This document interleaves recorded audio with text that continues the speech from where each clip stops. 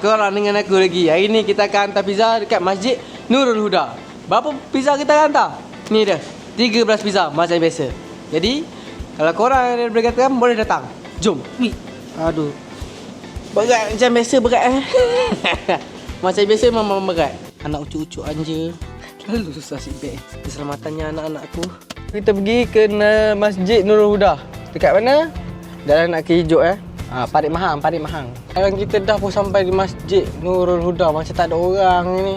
Parking sebelah polis bang. Apa ni bang? Kita dah tahu buat illegal move. Bawa pizza. Ya meteku dah say. Kita dah pun sampai di Masjid Nurul Huda. Tapi sebabkan orang masih tak ramai, kita dah tahu lah. Jadi kita tunggu jap untuk kita letak pizza. Sebab kita nak ada meriah-meriah lah ambil apa pizza tu. Kau dah tahu awal sangat bang. 12. Oh 20 atas tu. Ya lalu awal-awal banyak orang. Astagfirullahaladzim. Allah. Okey, kita dah pun habis bagi-bagi 13 pizza dekat Masjid Nurul Huda, dekat laluan nak ke hijau. Jadi kalau korang nak kita hantar dekat masjid mana-mana, korang boleh komen je. Ataupun korang nak rasa pizza kita, korang boleh datang di Nusantara Pizza.